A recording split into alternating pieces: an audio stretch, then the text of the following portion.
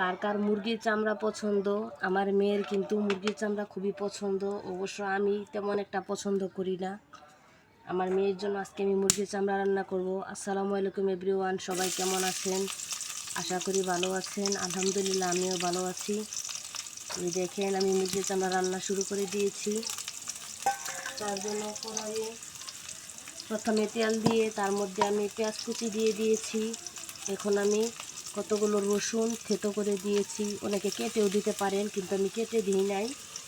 আমার কাছে সব কিছুতে মনে হয় এই থেতো রসুনটা বেশি ভালো লাগে। এখন এগুলো আমি নেড়ে চেড়ে ভেজে নেব। মুরগির চামড়া রান্না করতে গেলে তেলের পরিমাণটা কম দিতে হয়, কেননা চামড়াতে অনেক পরিমাণে তেল থাকে। আর যদি পর্যাপ্ত পরিমাণে আমরা শুরুতে তেল দিয়ে দিই, তাহলে পরে তেলের জন্য চামড়াটা খেতে তেমন একটা ভালো লাগে না।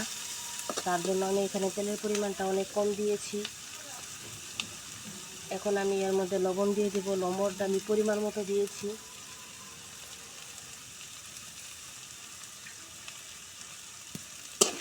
এটাকে ভালোভাবে ভেজে নেব। অনেক হয়তো বলতে পারেন এই একটু তেলে রান্না হয়ে যাবে। আমি রান্নাটা করি, তারপরে আপনাদেরকে তরকারির কালারটা দেখাবো কেমন হয়, তখন দেখে বলবেন। এখন আমি এর মধ্যে একে একে সব মশলা দিয়ে দেব।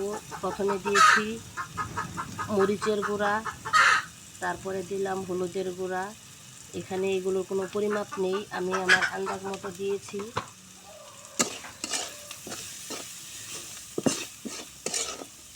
এখন এখানে অল্প পরিমাণে পানি দিয়ে দেব। খুবই সামান্য একটু পানি দিয়েছি।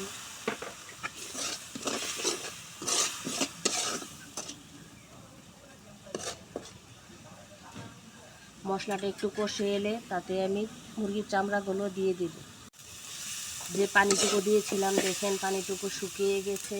এখন আমি আগে থেকে ধুয়ে রাখা যে মুরগির চামড়াগুলো দিয়ে দিচ্ছি। মুরগির চামড়াগুলো কিন্তু ভালোভাবে পুড়ে নিতে হয়। ভালোভাবে পুড়ে না নিলে মুরগির গায়ে চিকন চিকন যে নুনগুলো থাকে ওগুলো থেকে যায়।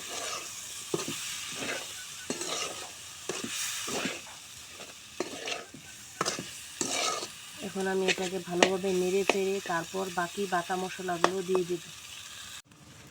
এখন আমি এর মধ্যে এখানে একসাথে আদা বাটা জিরা বাটা দিয়ে দিলাম।